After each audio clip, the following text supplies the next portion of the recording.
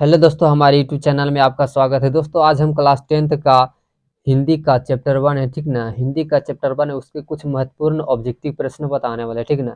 तो यहाँ पर चैप्टर का नाम है दोस्तों श्रम विभाजन और जाति प्रथा, ठीक ना। श्रम विभाजन और जाति प्रथा, उसके हम ऑब्जेक्टिव प्रश्न उत्तर बताने वाले हैं, ठीक ना।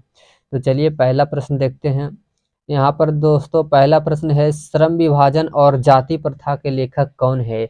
श्रम विभाजन और जाति प्रथा के लेखक कौन है दोस्तों, तो बाबा साहब भीमराव अंबेडकर है। ऑप्शन नंबर बी यहाँ पर सही हो जाएगा, ऑप्शन नंबर बी। अगला प्रश्न देखते हैं।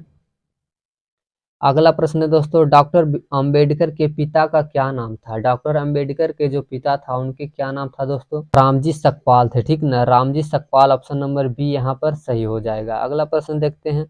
अगला प्रश्न है, आधुनिक सभ्य समाज कार्यकुशलता के लिए किसे आवश्यक मानता है। किसे आवश्यक मानता है, तो श्रम विभाजन को, ठीक ना। श्रम विभाजन को, ऑप्शन नंबर ए यहाँ पर सही हो जाएगा। अगला प्रश्न देखते हैं। जाति प्रथा भारत में बेरोजगारी का एक कारण बनी हुई है। कौन सा कारण बना हुआ है दोस्तों, तो प्रमुख और प्रत्यक्ष दोनों कारण, इसलिए ऑप्शन नंबर सी यहाँ पर सही हो जाएगा, ठीक ना। ऑप्शन नंबर सी सही हो जाएगा। अगला प्रश्न देखते हैं। अगला प्रश्न है, मूक नायक क्या है। मूक नायक क्या है दोस्तों, तो मूक नायक एक पत्रिका है, ठीक ना। पत्रिका का नाम है मूक नायक, ऑप्शन नंबर बी यहाँ पर सही हो जाएगा। अगला प्रश्न देखते हैं। अगला प्रश्न है दोस्तों, भीमराव अंबेडकर की मृत्यु कब और कहाँ हुई थी, ठीक ना। भीमराव अंबेडकर थे, उनकी मृत्यु कब और कहाँ हुई थी दोस्तों, तो उनकी मृत्यु दिल्ली में 1956 में हुआ था, ठीक ना। दिल्ली में, और कब हुआ था, 1956 में। ऑप्शन नंबर ए यहाँ पर सही हो जाएगा। अगला प्रश्न देखते हैं। अगला प्रश्न है, डॉक्टर भीमराव अंबेडकर का जन्म कब हुआ था। जन्म कब हुआ था दोस्तों, तो 14 अप्रैल 1891 ईस्वी को, ठीक ना। ऑप्शन नंबर डी यहाँ पर सही हो जाएगा, 14 अप्रैल 1891 ईस्वी। अगला प्रश्न है, अंबेडकर की दृष्टि में भाईचारे का वास्तविक रूप कैसा होता है। कैसा होता है, तो दूध और पानी के मिश्रण की तरह होता है, ठीक ना। ऑप्शन नंबर बी यहाँ पर सही हो जाएगा। अगला प्रश्न देखते हैं। अगला प्रश्न है, भारतीय संविधान के निर्माण में महत्वपूर्ण भूमिका किसकी है। किसकी है दोस्तों, भारतीय संविधान के निर्माण में, तो 9 का जो सही आंसर हो जाएगा, भीमराव अंबेडकर की मुख्य भूमिका है, ठीक ना। तो ऑप्शन नंबर ए यहाँ पर सही हो जाएगा। अगला प्रश्न देखते हैं। सभ्य समाज की आवश्यकता है। सभ्य समाज की आवश्यकता क्या है दोस्तों, श्रम विभाजन, ठीक ना। ऑप्शन नंबर बी यहाँ पर सही हो जाएगा। अगला प्रश्न देखते हैं। अगला प्रश्न है दोस्तों, प्राथमिक शिक्षा प्राप्त करने के बाद अंबेडकर उच्चतर शिक्षा प्राप्त करने के लिए कहाँ गए थे। तो कहाँ गए थे दोस्तों, तो न्यूयॉर्क गए थे, ठीक ना। न्यूयॉर्क गए थे, ऑप्शन नंबर सी यहाँ पर सही हो जाएगा। अगला प्रश्न देखते हैं। अगला प्रश्न है, अंबेडकर चिंतन व रचनात्मकता के लिए प्रेरक व्यक्ति थे। किसके थे, तो ज्योतिबा फुले के, ठीक ना। ज्योतिबा फुले और कबीर और बुद्ध, यानी कि इनमें से सभी हो जाएगा, ठीक ना। सभी हो जाएगा, ऑप्शन नंबर डी इसका सही आंसर हो जाएगा। अगला प्रश्न है, जाति पाति तोड़क मंडल भाषण लाहौर में कब हुआ था, ठीक ना। कब हुआ था, तो 13 का जो सही आंसर हो जाएगा 1936 ईस्वी में। ऑप्शन नंबर सी यहाँ पर सही हो जाएगा। अगला प्रश्न देखते हैं। श्रम विभाजन और जाति प्रथा क्या है। श्रम विभाजन और जाति प्रथा क्या है दोस्तों, तो श्रम विभाजन और जाति प्रथा एक निबंध है, ठीक ना। निबंध है, ऑप्शन नंबर सी यहाँ पर सही हो जाएगा। अगला प्रश्न है, निम्नलिखित रचनाओं में से कौन सी रचना डॉक्टर अंबेडकर की है। कौन सी रचना है दोस्तों, जो डॉक्टर अंबेडकर की है, तो 15 का जो सही हो आंसर हो जाएगा, ये तीनों रचना है, ठीक ना। तो ऑप्शन नंबर डी यहाँ पर सही हो जाएगा, ऑप्शन नंबर डी। अगला प्रश्न देखते हैं।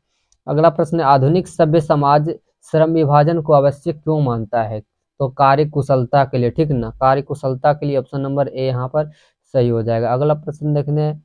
श्रम विभाजन और जाति प्रथा पाठ बाबा साहेब के किस भाषण का संपादित अंश है। किस भाषण का संपादित अंश है, तो एनिहिलेशन ऑफ कास्ट का, ठीक ना। ऑप्शन नंबर सी यहाँ पर सही हो जाएगा। अगला प्रश्न देखते हैं।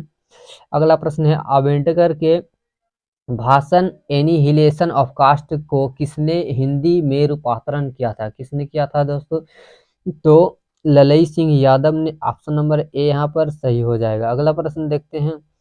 अंबेडकर का जन्म किस परिवार में हुआ था। अंबेडकर का जो जन्म हुआ था वो किस परिवार में हुआ था, तो दलित परिवार में। ऑप्शन नंबर सी यहाँ पर सही हो जाएगा। अगला प्रश्न देखते हैं। अगला प्रश्न है, लेखक को इस युग में कहाँ पर विडंबना दिखाई दिया। कहाँ पर दिखाई दिया, तो जातिवाद में, ठीक ना, जातिवाद में ऑप्शन नंबर ए यहाँ पर सही हो जाएगा। अगला प्रश्न है डॉक्टर अंबेडकर की माता का नाम क्या था। डॉक्टर अंबेडकर की माता का नाम क्या था दोस्तों, तो भीमाबाई था, ठीक ना, भीमाबाई, ऑप्शन नंबर डी यहाँ पर सही हो जाएगा। अगला प्रश्न देखते हैं, डॉक्टर अंबेडकर ने पीएचडी की उपाधि कब धारण की थी। कब की थी दोस्तों, तो ये हो जाएगा 1916 ईस्वी में, ठीक ना, 1916 ईस्वी में, ऑप्शन नंबर सी यहाँ पर सही हो जाएगा। अगला प्रश्न है, लेखक की दृष्टि में विडंबना की बात क्या है। लेखक की दृष्टि में विडंबना की बात क्या है कि जातिवाद के पोषकों की कमी नहीं है, ठीक ना, जातिवाद के पोषकों की कमी नहीं है, ऑप्शन नंबर ए यहाँ पर सही हो जाएगा। अगला प्रश्न है, लेखक की दृष्टि में आदर्श समाज कैसा होना चाहिए। आदर्श समाज जो है वो कैसा होना चाहिए, जिसमें स्वतंत्रता एवं समता और भ्रातृत्व का भाव हो, ठीक ना, ऑप्शन नंबर ए यहाँ पर सही हो जाएगा। अगला प्रश्न देखते हैं, लेखक बेरोजगारी का प्रमुख एवं प्रत्यक्ष कारण किसे मानते हैं, तो जाति प्रथा को, ठीक ना, जाति प्रथा को, ऑप्शन नंबर सी यहाँ पर सही हो जाएगा। दोस्तों अगर आपको वीडियो पसंद आया होगा तो वीडियो को लाइक कीजिए, और चैनल पर नए हैं तो चैनल को सब्सक्राइब कीजिए, ताकि आप इसी तरह के महत्वपूर्ण वीडियो देखकर आप परीक्षा की तैयारी कर सके, ठीक ना।